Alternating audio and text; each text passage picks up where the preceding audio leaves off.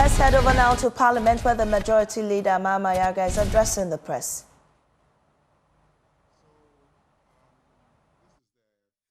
Meeting of the second session of the 9th Parliament.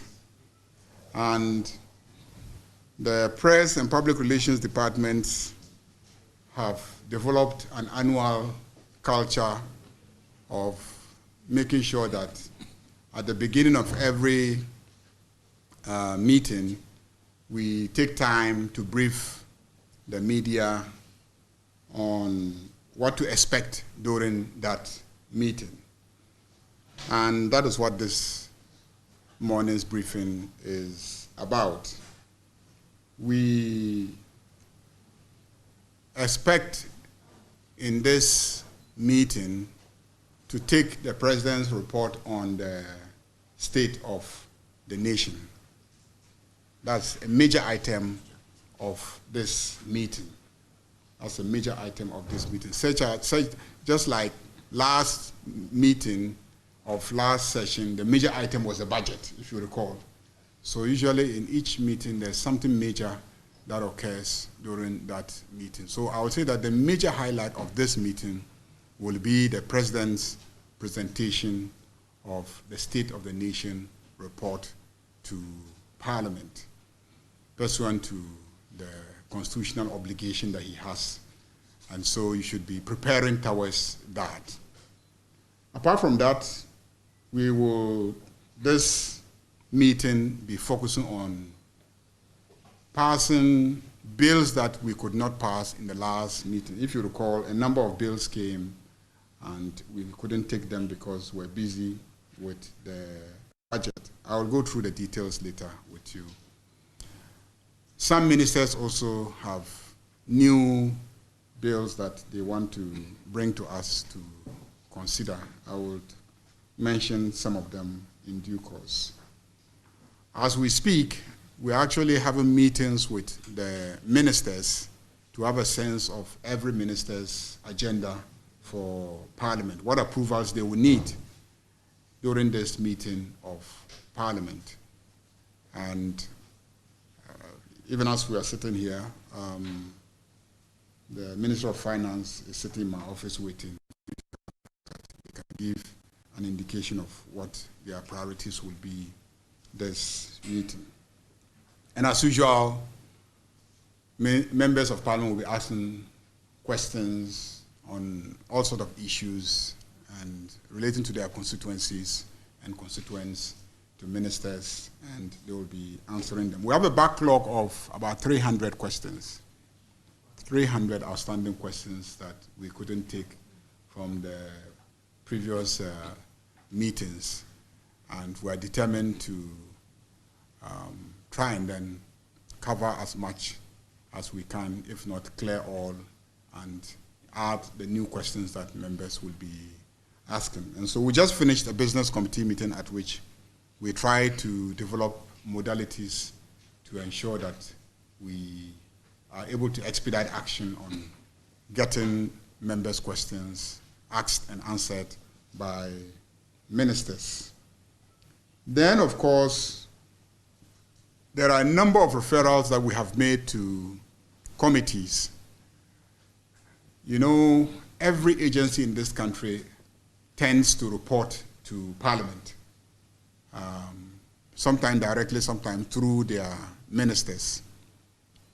There are two reports. There's the audit report. That one goes to Public Accounts Committee. So what you see them do at Public Accounts Committee is to find out money is given to you, did you spend it, did you not spend it, did you spend it properly, did you not spend it properly. That is kind of financial accountability.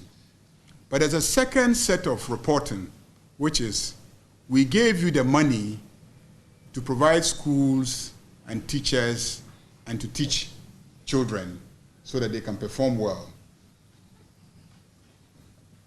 Are you performing well in that regard?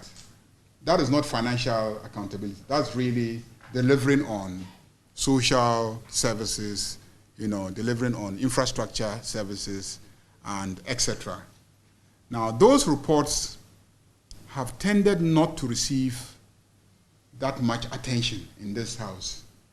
And we have insisted that committees must begin to take those reports seriously, because really, that is what the money is all about. I've given you money to go and educate children, and then you've come to tell me, yes, you spend the money, but you haven't told me whether the children are getting well educated or not.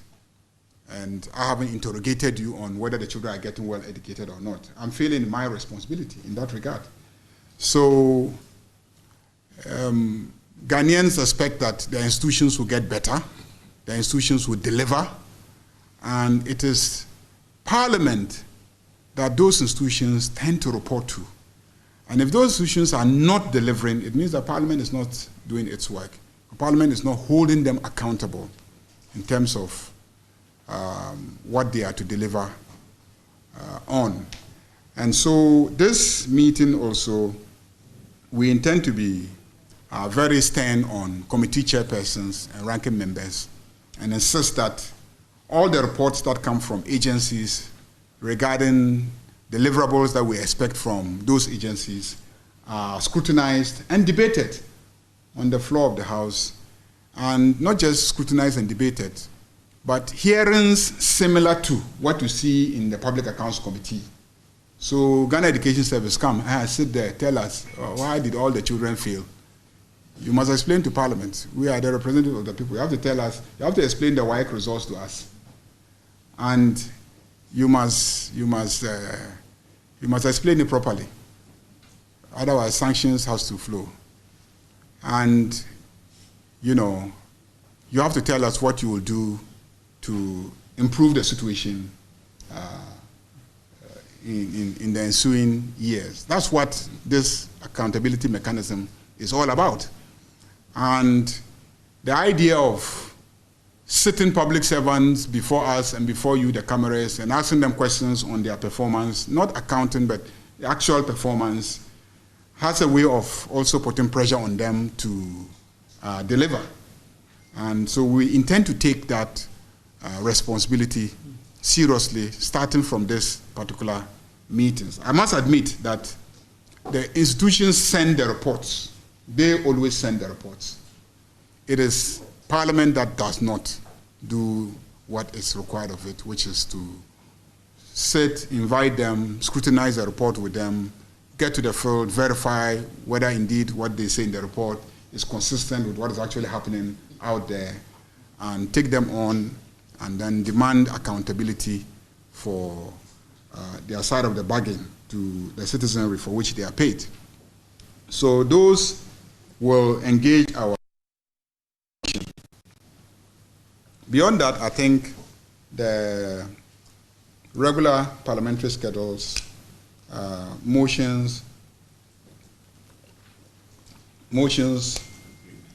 agreements, policy documents, for instance, the medium-term national development policy framework, which is a constitutional obligation, will come to us. The coordinated program of economic and social development policies will come to us. The National Action Plan on Business and Human Rights will come to us. So similar policy documents will be presented to us, and then we will work on them. Sorry, I'm having a bad cough.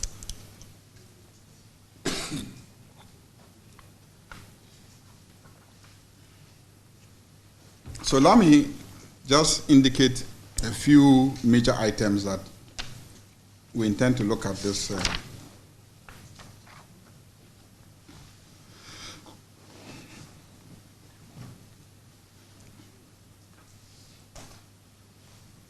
So we already have some bills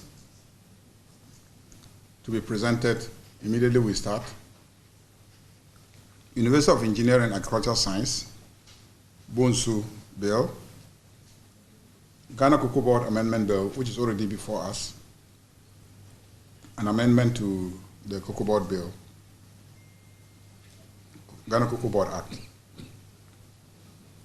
We have the Security and Intelligence Agencies Bill, seeking to restructure and reorganize our security intelligence agencies and the mechanisms of oversight.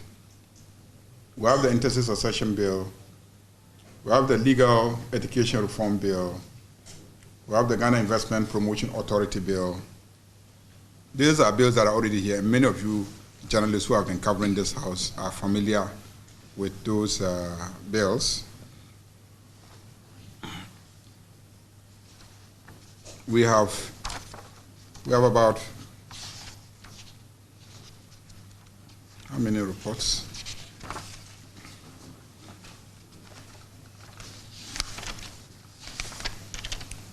$290?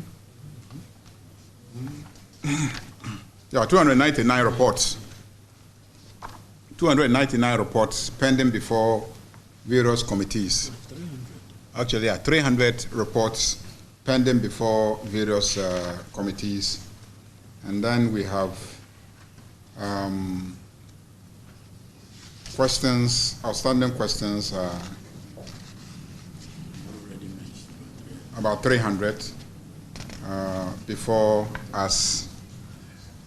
Some ministers have given indications regarding bills that they will bring, but I tend not to focus on what ministers indicate because it's not yet here. So it's not really the business of Parliament. But the Minister for Energy plans to bring a bill to enact a new National Petroleum Authority Act. They also want to bring a bill to establish a Ghana Bunkering Services Agency. And then also, as you would recall, there is a program to involve the private sector in electricity distribution. And these are things that will have to come to Parliament for approval. There's been a lot of renegotiation of the various power purchase agreements with independent power producers. These are matters that have to come to Parliament. The Nuclear Power Corporation bill will also come. There's a proposal to establish a Renewable Energy Authority. So the bill to establish that will also be here. And then there's a new proposal to merge PURC and EC to establish the Ghana Energy Regulatory Commission. So a bill to that effect will come. And then some regulations relating to the West Africa gas pipeline will also come from the Ministry of Energy, but they haven't come yet. Then for Ministry of Local Government, they intend to transform the Local Government Training Institute into a University of Governance and Development. So a bill to that effect will come. Then they intend to amend the Land Use and Spatial Planning Authority to establish a mechanism for how to use their fund. Then there's some proposals to amend the Chieftaincy Act. We'll wait for it. And if you recall, the President announced the abolition of some development authorities, the Coastal Belt Development Authority and the Middle Belt Development Authority, but we never passed the legislation to abolish them. So the bills to abolish them will also come this meeting. And then, of course, they have a couple of, the Local Governance Act itself will be amended. They are working on it. They will bring it to us. Then they have several legislative instruments.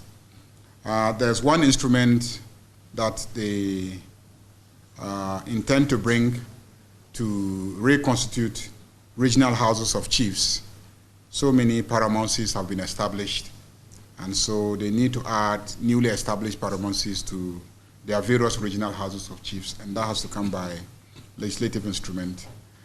And also, the National House of Chiefs has been working on lines of succession to stools and skins, and I believe they are done, and a legislative instrument to legislate what they have done will also be coming from the Minister for Local Government, Chieftaincy, and Religious Affairs. And Minister of Health is looking at breastfeeding promotion regulations to be brought to encourage breastfeeding. Then the National Vaccine Institute regulation will also be brought. And then alcohol control regulations will also be brought. And then Ghana Medical Trust Fund, that is Mahama Care's regulations, will also be brought to give effect to the act which we passed in the last meeting. Then for Ministry of Lands and Natural Resources, there is going to be an overhaul of the entire mining sector regulation. And they've been working on it for a while now. The bill is now ready. They will go through cabinet shortly and bring it here. They promised to get it to us in the next couple of weeks, this meeting.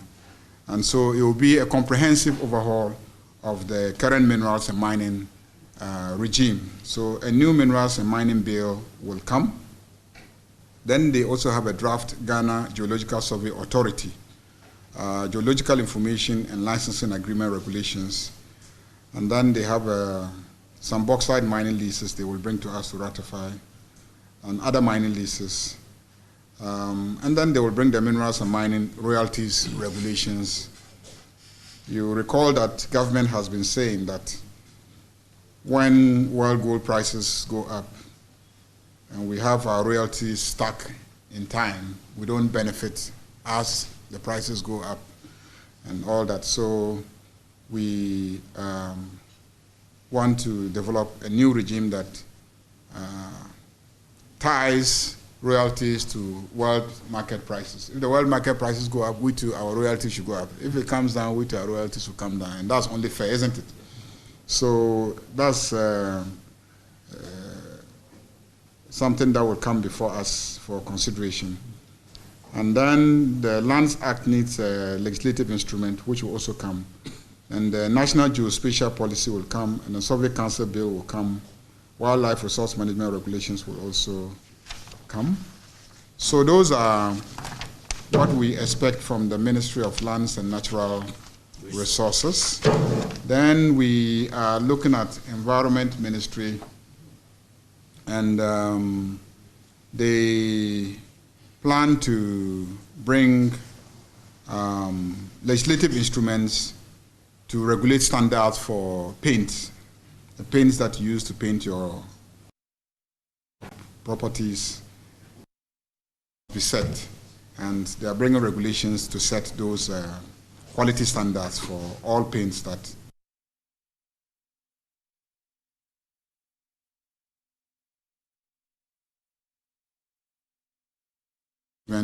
practitioner certificate program to meet the requirements in Section 31 of the Environmental Protection Act. Then an instrument to control noise pollutions from various sources. I mean, noise pollutions have become a major hazard in our communities.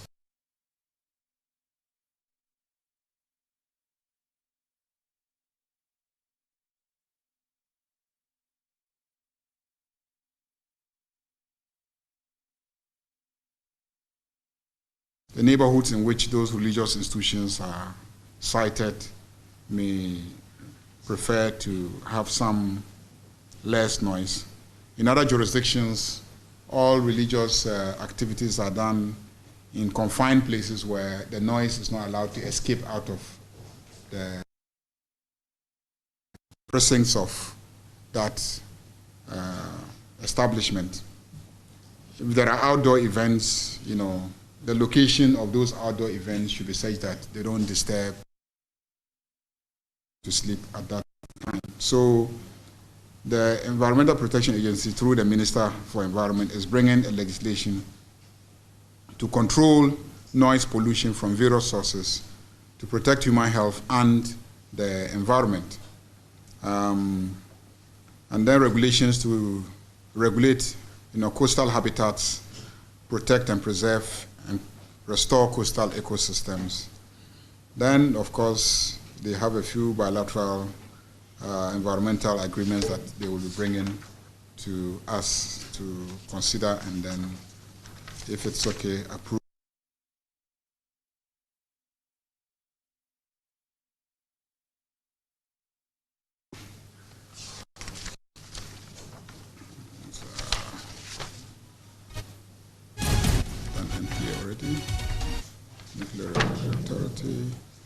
The Minister of Defense will bring a proposal to transform the Defense Industries Holding Company Limited, DHOC, into a Defense Industrial Development Corporation.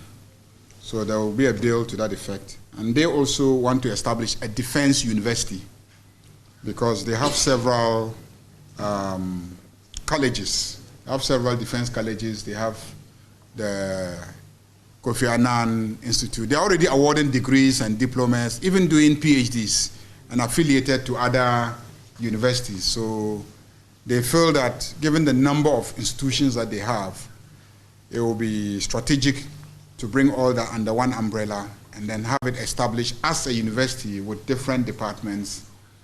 And they will be bringing a bill to establish a defense university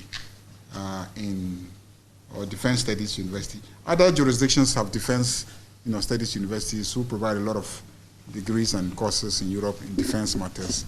So I think that it is good. And Ghana has a very enviable track record in terms of our achievements in maintaining peace and security, and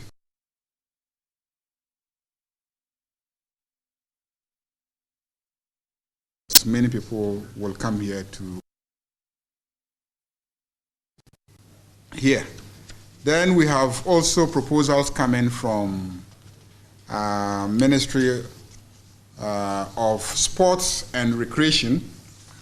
We passed the Sports Fund Act last meeting, and there are regulations needed to give effect to some of the provisions in the Act 1159. And so the regulations will come this meeting, and then also the National Sports College, Winneba, will now have a law to back it. So a bill will come to establish the National Sports College in Winneba.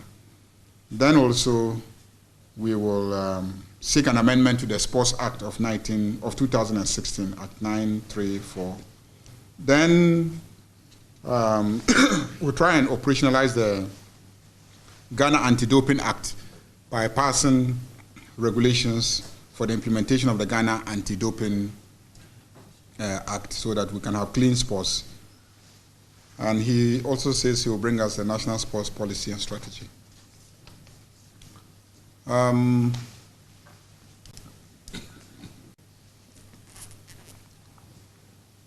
Minister of Tourism, Culture and then Creative Arts, they will bring a bill to establish the Kwame Nkrumah Memorial Park as an authority. Then they will bring a bill to establish the Ghana Bureau of Languages also as an authority. So that's what we have for tourism.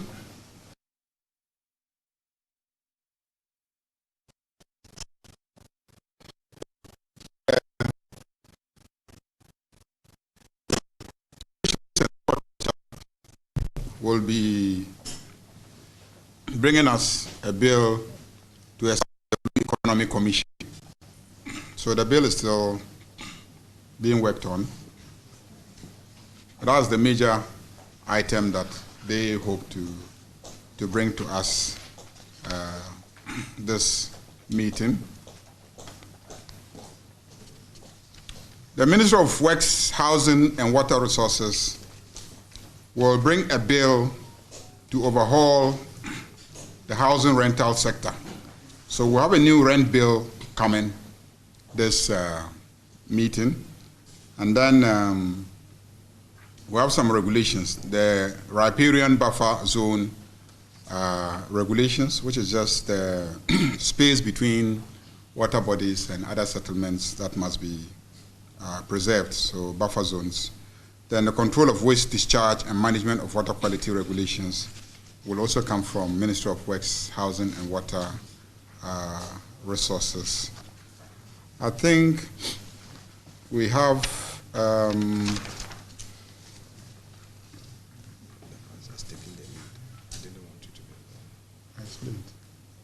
explained to them. Yes. Oh, I explained to them. Yes, okay. So let me just wrap up so that you can have this one. Yeah. So I told you earlier on that my colleague has to go join his caucus to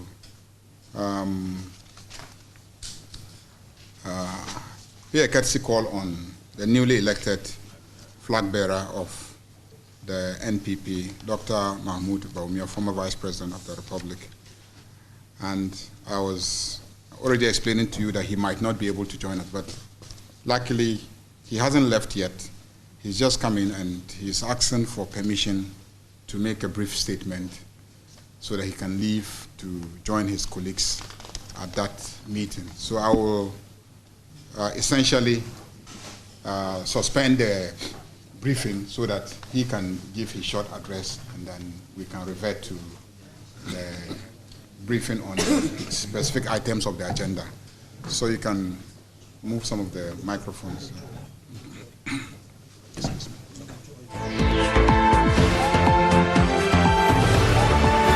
This treasure space to do these brief remarks and bring out some issues from our side. Clerk to Parliament and your able deputies, coordinating director, gentlemen and ladies of the media. On behalf of the Minority Caucus, let me thank you for the support since we came into the 9th Parliament. You've given us a platform for our views to be heard, and we appreciate that. But as our teachers will always write in our report cards, there's more room for improvement. To us, there are a few concerns we have. One, it is our view that when it comes to legislative activities, the NDC majority's legislative agenda has basically focused on doing some policies and rolling out new social intervention programs that we believe that if they continue old policies of the MPP administration in the spirit of continuity in governance, it will help our country. We've seen 33 bills that were fast-tracked under certificate of urgency, a procedure usually reserved for emergencies. We've not been happy about it. I hope that I will get the majority leader's assurance to allow for more engagement. So that is one major concern we have, and we pray that that will be addressed. Then, very controversial omissions. The anti-LGBT bill, despite bipartisan public support and NDC's campaign stance, it was not brought to a final vote in 2025.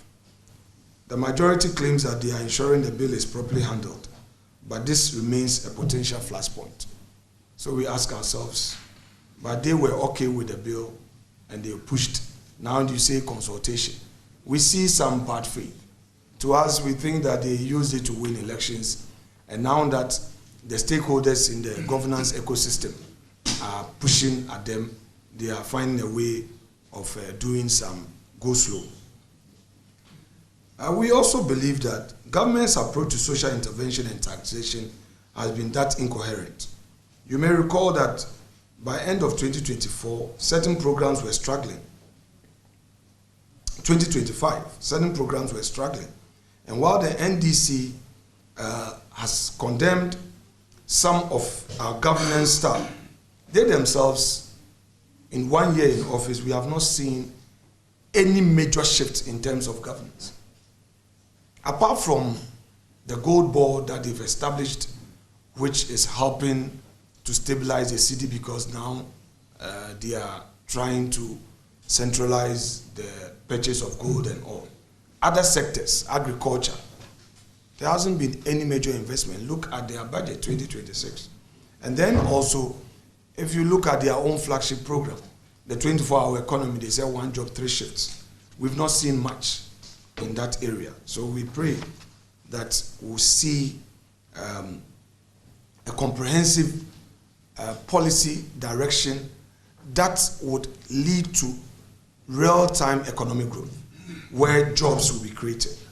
So far, we don't think we've seen that. Rather, we've seen more and more of the youth who have lost their jobs as a result of the Chief of Staff's directive to the various ministries and agencies. They said they were going to deal with those who were recruited after the 2024 election. But what we saw was that people who were even recruited as far back as 2017 were all sacked. And our motion to get the matter investigated by Parliament is still hanging in the balance. We pray that we're able to get Mr. Speaker's audience to fully hear us so that a body is set up to look into that matter.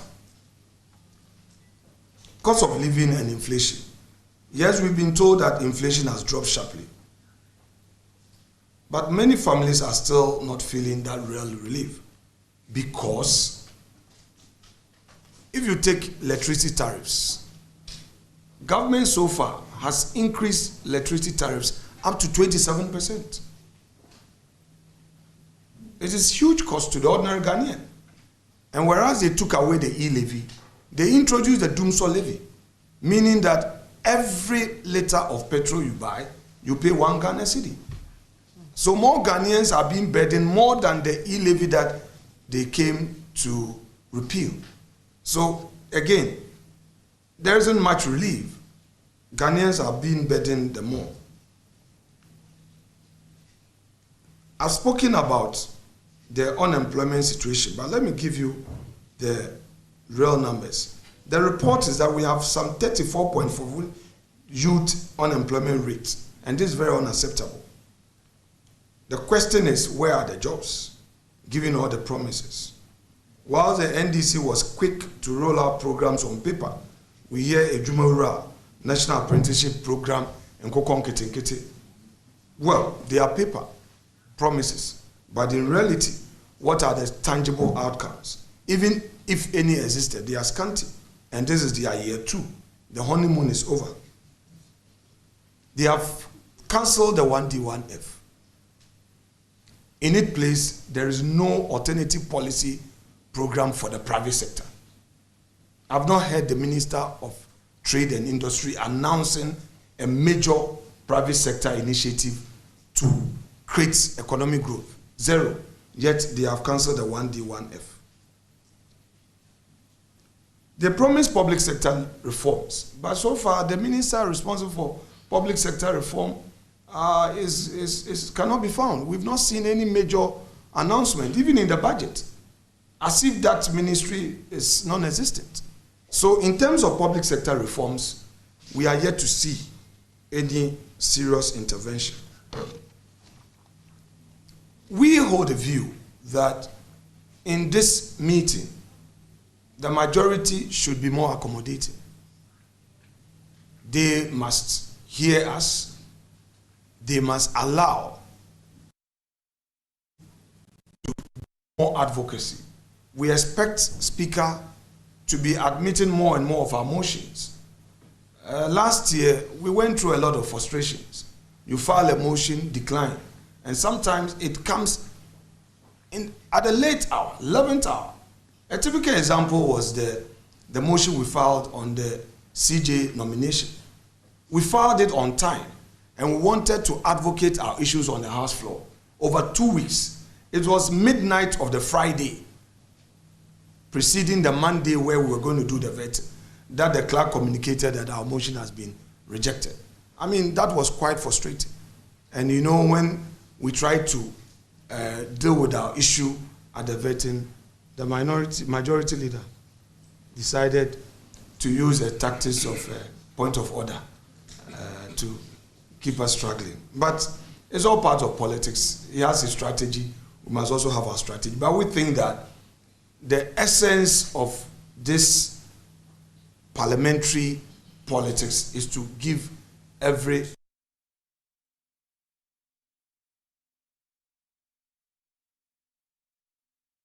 more engagement on that field. To conclude, I would say that the minority has not been obstructive. We've been largely cooperative. If you look at last year, the ministerial nominees, only 2 or 3 were voted on. But almost all of them, we took them by consensus. And in fact, we approved them on record time because we took a view that we don't have to allow the ministry for civil servants to operate.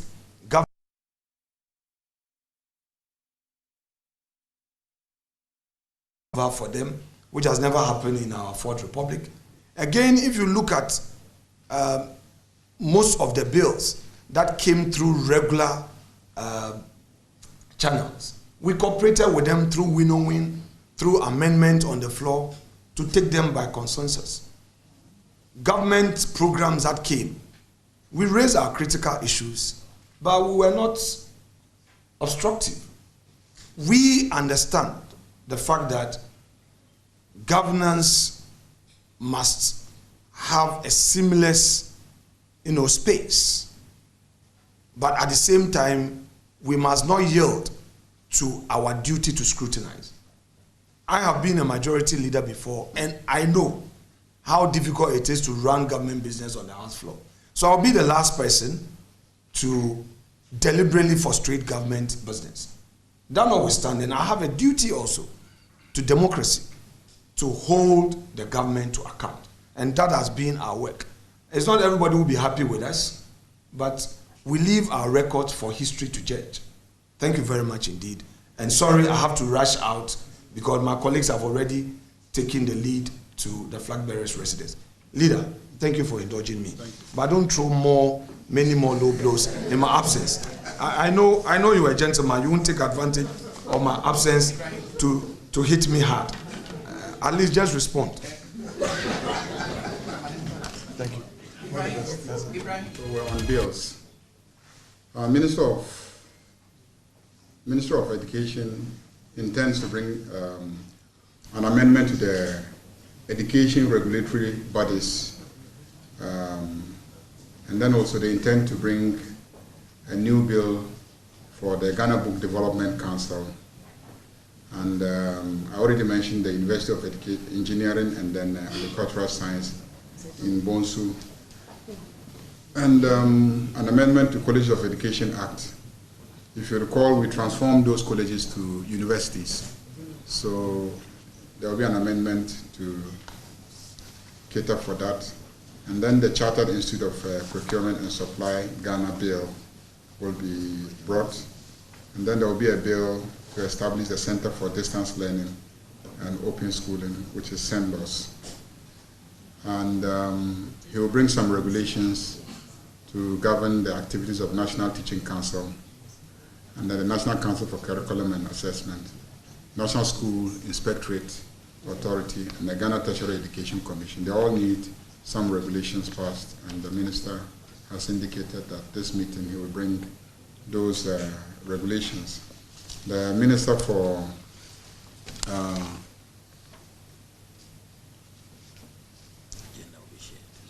so the Minister for Transport will bring Maritime and Related Offences Bill, road traffic regulations to deal with the Okada legalization and the discipline that is needed on the road by Okada riders and tricycle riders. And then the Ghana Shippers Council regulations. And we are changing the name of our airport from Kotoka International Airport to Accra International Airport. So a bill will be brought by the Minister for Transport for the name of the airport to be changed from Kotoka International Airport to Accra International Airport. So the Accra International Airport bill will also come, and then they will ask us to approve some international bilateral for them.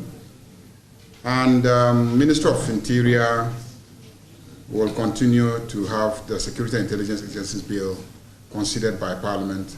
And then a new community service bill,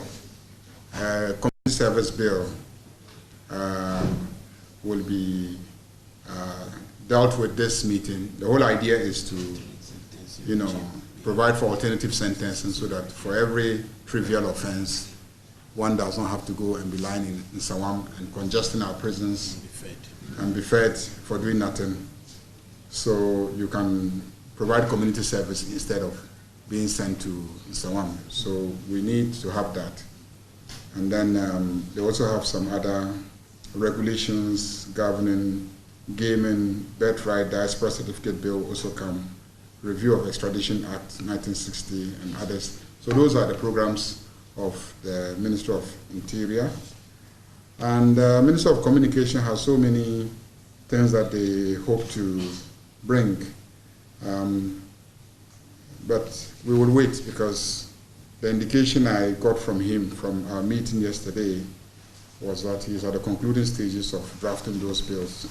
My sense is that they may not come this meeting, so I will not bore you with all the details, but there are so many bills that about 10 bills that he intends to bring. Some of them are new proposals, others are revision of old legislation that have been with us. Some of them were passed 25 years ago, and the IT sector has been changing. And so legislation needs to be updated to meet the changing landscape of IT and communication technology. So he's revising all this legislation, virtually overhauling the entire regime, and he will be bringing those ones as and when they are ready. And then the last is the Attorney General bill will be brought by the Attorney General. The Conduct of Public Officers Bill. It was approved by Cabinet, but also know that there are aspects of the Conduct of Public Officers Bill that are constitutional matters. So they are also, I believe, part of the report and recommendations of the Constitutional Review Committee. Then we have a proposal to pass a new Economic and Organized Crime Act, trying to modernize the existing EOCO and provide it a legislative regime that address some critical financing issues that they face. Then, of course, the Legal Profession Bill, which will complement the Legal Education Reform Bill. The Legal Education Reform Bill will set out a whole program of how you now become a lawyer. But the Legal Profession Bill, there will be an amendment there that will deal with something that is a bit of a problem, which is when we start debating the new legal education reform bill, you will see the trajectory of things. But in it is some requirement of quality assurance in terms of the law degrees that are coming from universities.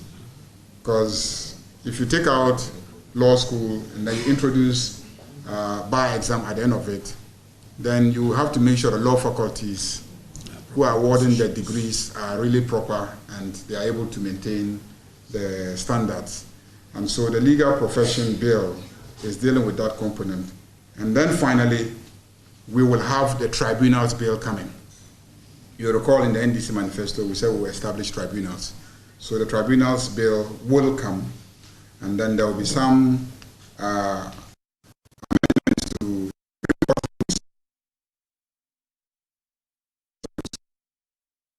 most of those amendments are really to account for the role of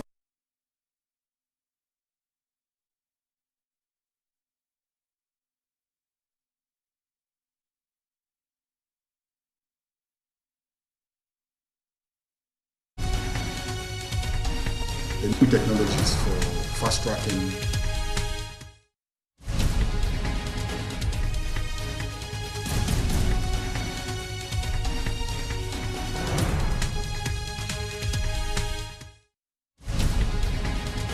So I have taken you through generally what to expect in terms of this parliament. The last one is the 24-hour economy authority bill, which is ready and was even, I think, late. Yes. It was late in the last meeting, and so we will take it this time. And so that responds to what my colleague raised about the 24-hour economy and the absence of some clarity as to what it is. But 24-hour economy is not a complicated matter. It just means that we want to create a situation where our economy works 24 hours. It doesn't work from 8 a.m. to 5 p.m. and then we all close and then we go home. How can we work 24 hours? One, you need to invest in security to make sure that shops are able to open at night. Restaurants, can stay as late as possible. Fuel stations can operate 24 hours instead of closing at 9 or 10 p.m. for fear of security. And factories can function, 24 hours. And services can be provided 24 hours, like we're already doing at the port. How can you make sure that at night when people are sleeping, the port can be busy and the trucks can be moving out with the goods, so that during the daytime when we ordinary people want to use the streets, trucks are not also struggling to evacuate goods from the ports. And basically, that is what 24-hour economy is all about. And the idea is that if you are able to achieve that, then the factories will need additional labor to execute for the other hours, in addition to the hours that they're already executing. The service providers will need additional labor to execute. That creates jobs, and then also it increases productivity. But I think that my friends in the minority need to understand that even if you introduce the best of security in the country, and you provide the best of incentives, and banks are going to go and borrow money at 32% interest rates or 23% interest rates, at 32% interest rate or even 40% interest rate, as we were seeing, even if you created whatever environment for them, they can't function at that cost of borrowing. If they have to exchange dollar at a certain rate to go and then buy inputs for production, when they produce, very few people can afford. If inflation is galloping and then people cannot, afford, no matter what kind of economy you create, it won't just work. So you must deal with the fundamentals, the macroeconomic issues. And that is why in the last 1 year, we have significantly addressed those issues. And they are going to have a significant impact on the industrial sector, on the service sector. Banks are chasing companies with money at much, much lower interest rates than 2 years ago. And everybody knows that. Interest rates have come down. Exchange rate has come down. The CD has appreciated in value. Inflation has come down significantly. Utilities prices are stabilizing, and the services are also relatively consistent. Electricity is on all the time. Still some challenges with providing adequate water supply, all that being fixed. Those are the fundamental issues that sometimes make it impossible for industries to even function. And this government has invested a lot in terms of policies and leadership to deal with those issues. And the results are out there for everybody to see. And all that is having a significant impact on decisions of industries to expand, recruit more people, and then also, to be able to run 24 hours. So I can assure him that slow but sure, this government is delivering on all facets of the promises that we made to Ghanaians. Now, the issue of certificate of agency when it comes to work that we do in Parliament, it's exaggerated because he knows that a lot of the bills that we take through certificate of agency are bills that have already come to this House. We've referred the bill to a committee. The committee goes, consults stakeholders, and sometimes the revisions are so fundamental, the changes are significant, and the number of changes are many. And when that happens, normally the committee chair will come and ask for leave from us so that the minister will take the bill back, go and incorporate all the changes that the MPs have made at committee stage, and then bring back a new bill capturing what has already been incorporated by the MPs.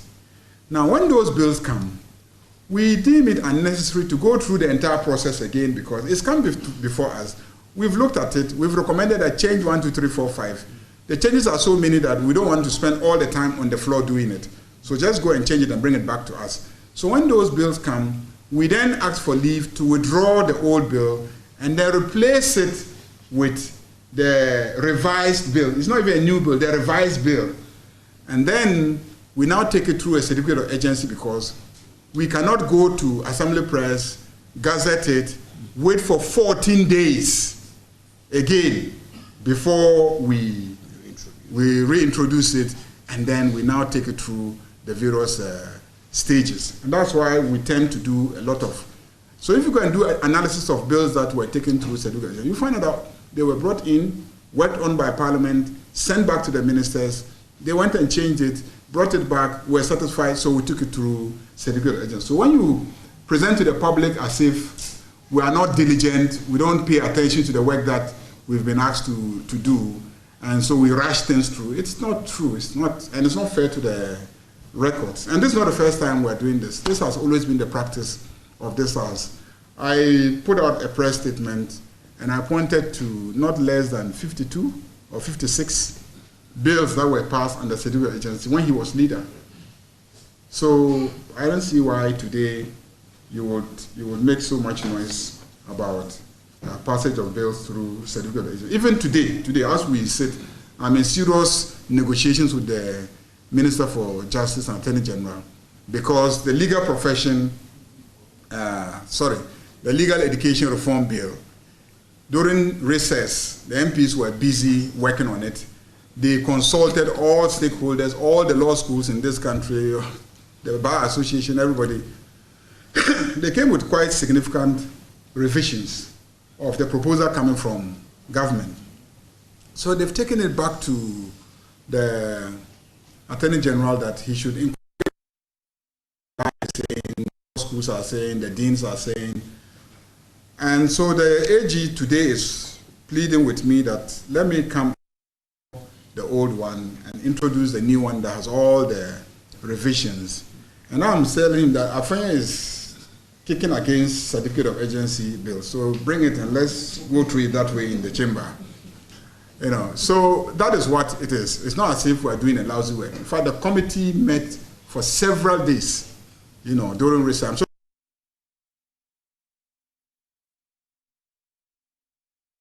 we don't just, you know, fast-track bills and not give it the level of attention that is needed.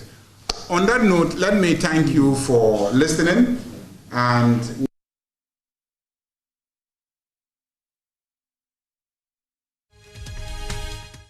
you don't know how to ask 3 questions in one. Okay, I'll try.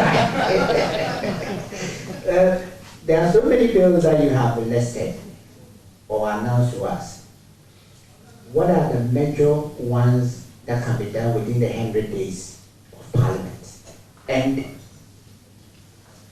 I was expecting you to account for session, the things that you promised us and the deliveries that you have made, specificity, those ones that you have been able to achieve, and those you couldn't, how are you going to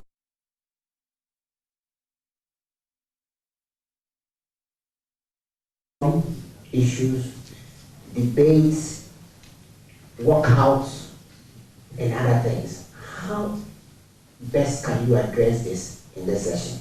Thank you. Good. My name is Kweku Sechidan, so I work with GhanaMPs.com. Leader, I just want to find out if we are reverting back to the morning sitting, or in this session we will have the afternoon sitting. Thank you.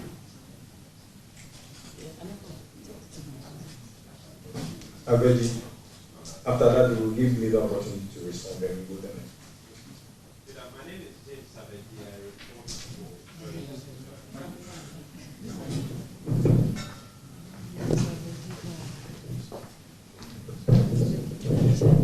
My name is James Abedi. I report for Joy News in Georgia. Leader, one key incident that got all of us worried, including Parliament and the public, has been the incident of the vetting night, which the Speaker himself in his statement said and formed a committee to look into that. Leader, I want to know, that report we know is ready. Would it be brought to the floor? What decision will be taken? And do we have the assurance that that will be done in this session? Thank you. So I should answer that question, sir. I'll be very, very straight. 300 outstanding questions. This morning's business committee meeting, as leaders, we thought through how to expedite action on that. We'll have a meeting with the ministers, and then we will figure out with the ministers how we can get them to be available to answer those questions. And then also we want to have an understanding among ourselves about follow-up questions, supplementary questions. Those are usually the problem. Somebody comes to ask a question, and then everybody has a supplementary question. So you take one question and then you use 1 hour to ask one question and answer it, and that will waste time. So if we can agree among ourselves that, we can't spend beyond 2 minutes, 3 minutes on any question. Most of the time, you will notice that the answer has already been provided in writing. The media can pick it up from there, and then your constituents can also pick it up from there. And we give the questioner, the MP, an opportunity to ask it orally. The minister should just answer. The other thing that we can do is to also restrict ministers to how much space you can use to answer a question. Because sometimes you ask a minister a question and then he will use 5 pages to answer the question. 3 pages are background. And then the last page is a conclusion. We just want the conclusion. So, and then also the MPs, ask 1 straight question. Don't ask 5 questions in one and then force a minister to write a comprehensive report. So those are the things that we discussed this morning as mechanisms to be used to have questions expedite. In some jurisdictions, questions, it doesn't take 2 minutes and the question is done. Same way with statement, you can't bring a statement that is more than 3, 4, 5 minutes, and comments on it cannot exceed another 3, 4, 5 minutes, and then many people get the opportunity to, and then also they actually use restrictions on number of questions that any MP can ask in any meeting. So this meeting, I have only 2 questions, so choose 2 of the most critical questions in your constituency.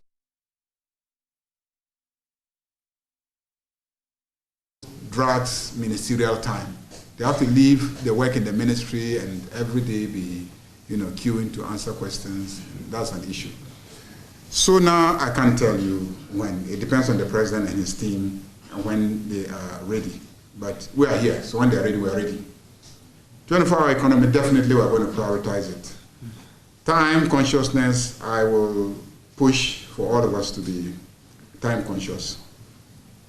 Suspensions, and when we resume, that one is speaker's matter. I cannot, I cannot sit here and order.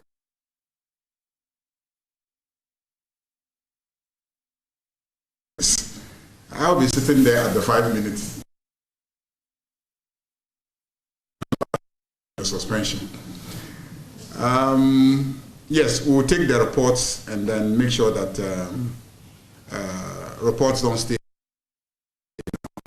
with the Parliament. In fact, I am insisting, and this morning I really, and Clark was here, I insisted that committee chairpersons must, and so we're going to forcefully schedule committee chairpersons, and they must come and take their reports on those days. Otherwise, sanctions will be implemented. And we made that very clear at business committee meeting today. 100 days, what can we do? If we are serious, we can do a lot of these things within 100 days, but we don't have 100 days, we have 8 weeks. I'm not sure 8 weeks gives us 100 days, because we only have four sitting days in a week. So multiply the 4 by 8, and that gives you the number of days. So we don't have 100 days. But I believe that if we work as planned, some of the things that I've mentioned to you are actually not bills that are before us in this house. I just indicate, if I said the minister plans to bring that. The bills that are actually before us are few. And if we really work at it, we should be able to deal with all of them. We want to avoid this practice where ministers wait till last minute, then they bring us bill, and then we force you to sit till midnight, till early hours of the morning, trying to pass the bill for them, because they'll come and say, oh, there's of conditionality, one is an international agreement, and there's a deadline for all countries to meet it, and all that. Vetting committee, certain times, it will remain afternoons until Speaker says otherwise. So Speaker hasn't said otherwise. So my assumption is that we are continuing to sit in the afternoons. Then the vetting committee report. Yes, the committee report, I believe, is ready, and I believe that Speaker will look at it, and then we will get some indication what to do about it. I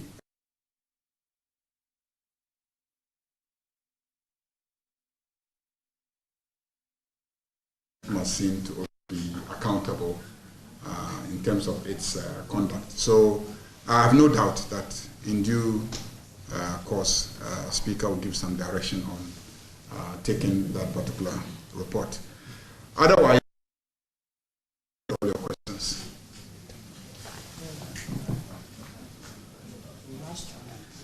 Okay, well. Yeah, some of the questions were not answered. Which ones? About the challenges that you faced in the last session was a major issue on the floor of Parliament. Walkouts and others. How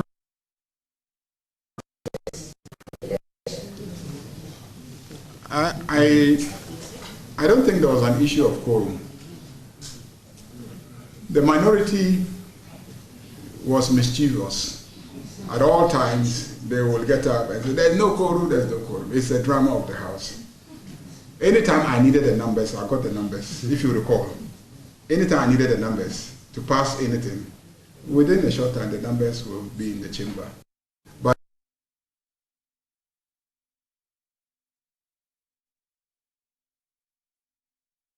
no quorum, and where are your people, and etc. You can find your people to do business. But ultimately, the business will be passed. So we encourage the MPs to sit in the chamber and do work. But also, we must appreciate the fact that all the work is not in the chamber. A lot of work is also outside the chamber. And then also a lot of constituency work is even outside the building, in the ministries and agencies, following up on issues concerning one's constituency. And also, sometimes when there's a business in the House, because of the restriction on how many people should comment, a lot of them come and sit, and then they never get to comment. So it gets boring for them. And so they say, well, if I even go there, they will not allow me to comment. So why don't I just go and attend to my constituency issue? When they need me, they'll call me. So that is also part of the reason. So if you observe, sometimes when there's an issue, so how many people from each side? 2-2. You recall. Now when you say 2-2, it means that the rest of the 100 and something people will not get to even comment. So if every day you say 2-2, every day you say 3-3, then the people will be they're bored, and then they'll just take a decision that I'll sit in my office and rather work. When I'm needed, they will ring, and then I'll come and then participate in the vote. So that is also one of the issues that is causing MPs not to be sitting in the chamber 24 hours. But when I say there's no issue of quorum, what I really mean is that anytime we need the numbers, we will get the numbers. Sometimes you reach out to your colleagues on the other side and say, well, this is what we are doing today. Can we have your assurance that we can take it through? They are giving the assurance. But in the middle of things, there's disagreement on something else, and they want to visit a punishment on another matter. And so they start raising quorum, even though you agreed among yourselves that on this issue, we can pass it. But they will now say, okay, well, since you didn't treat me well on this matter, I will raise the issue of quorum. So that you will have to wait and go and call your members to come and help you pass it.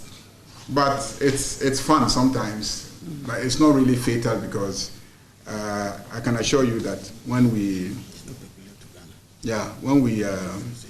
need the numbers, we always have them.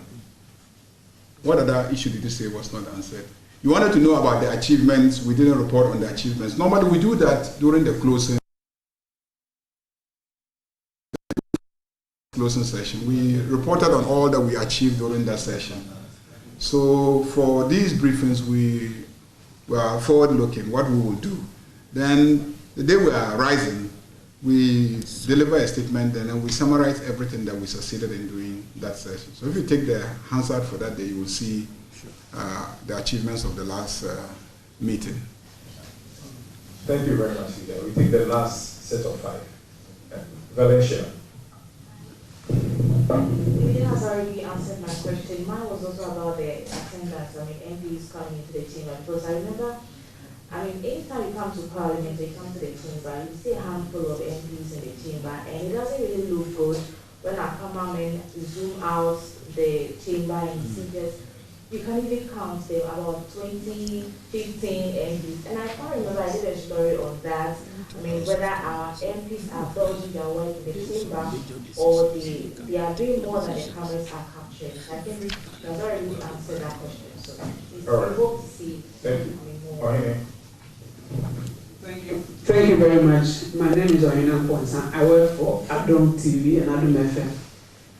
And I pray that my question, if it's possible, can be handled by the clerk and then the leader. So Parliament has rules that are applied to actions and inactions of parliamentarians. In the past, we have seen some actions or some acts of MPs. We come to the chamber, it's announced, committees are going to be sitting on certain occurrences, and we never get to know what happens to it at the end of it. My question is that these things are really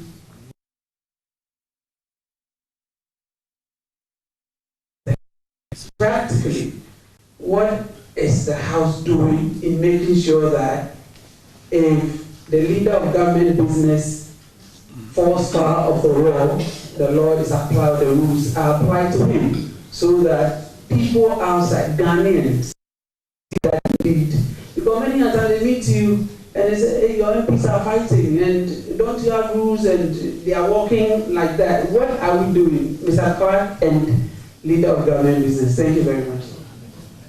Prince.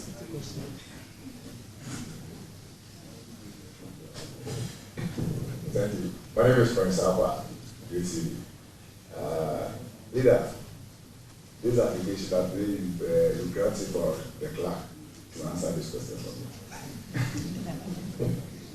When you read article, what was it on the right constitution that deals with the issue of certificate of agency? I believe it deals with how bill should be gazetted, and then how the agency of the bill probably will compare Parliament in order to fast track that, to skip that 14 days to fast track the debate. Minority, not once, not two. You've raised this concern. Today, in your presence, leader, they have raised the issue of certificate of agency. That notwithstanding, some of your members who sometimes complain that when it keep coming, like certificate, not be on the issue, so that tomorrow when any radio station, any TV station call them to speak to that issue to become an issue. And leader, if you recall, this is my personal observation, I'm not saying the position of the House. Anytime you are not in the House or you are not in the chamber, members find it so difficult to debate on issues. The duty, they fumble on issues is a fact. So, leader, we will consider the position of minority, even though the Constitution supports the position of the certificate of agency, but we will put hold to the certificate of agency for members to read through the document before the passage of that document. Thank you. Kofi Donago. Yeah, thank you. I'm Kofi Donago. I'm associated with Climate Communications of Local Governance. Leader, you know, climate affects all facets of our economy. Currently, US is opting out from UNFCCC and also climate-related issues. Leader, will you say that Parliament would integrate climate-related activities in all our activities? I mean, what we do as an institution, because economy or an institution that is just talking about climate-related matters will be failing, and they are failing. And that's what the US, as you see right now, will be failing in some issues because of climate-related matters. Having said that, journalists or journalism have moved beyond just reporting, but having context and analysis and also educating public. Now, the members of the press corps, I think that we need a lot of training and capacity building to be able to follow issues, because as we speak right now, I have seen that the Parliament as an institution has gone beyond where the journalist is left behind. And if the capacity of the journalist is not built, what are they going to report on? What analysis can they do better? So that's my comment. Thank you. Ejana. Thank you very much. My name is Ejana Mensa, and I report for Afenyo Markin Vows. I want to touch on the Privilege Committee of Parliament, privileges. Last year, we have seen a number of issues raised on the floor, including yourself. But as we speak now, we have not heard even some ruling from the Speaker on the matter that we raised through motion. So, can you update us on when exactly will the committee of the committee respond to many of the motions, really two, that we raised against individuals within the chamber? Thank you. Ghana decisions. Thank you. My name is Afenyo Markin Vows. I want to find out the motivation to bring a bill to change the Obstruct National Airport to Afenyo, and why Accra International not in your name. And my second question is regarding the approach to control the alcohol consumption. I don't know whether it's alcohol consumption or alcohol production.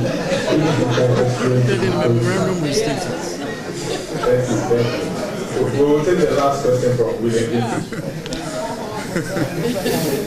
All right, thank you very much. My name is William Gentu. I report for P7. I was having two questions, but my brother there has asked the other one about the alcohol. My name the LGBTQ issue. Leader, you've given us the number of bills and legislative instruments that Parliament is going to work on, but you missed out on the issues of the LGBT. It's an issue hanging around our necks in this country now. What is the latest on the LGBT issue? Can you give us? Thank you. Thank you. So climate change, yes. In fact, one of the regulations that we'll be working on is regulations to establish a carbon credit market. So we're now going to establish clear regulations governing carbon credit market. And you know how significant that is in terms of dealing with the problem of climate change. And so, trust me that this meeting, there will be a lot of talk of climate change as well. Training of journalists. Yes, journalists need training. As you can see, we've made quite some progress in the last 1 year. We now have our own television station. We broadcast live, and that makes your work easier because people get to understand what you are explaining.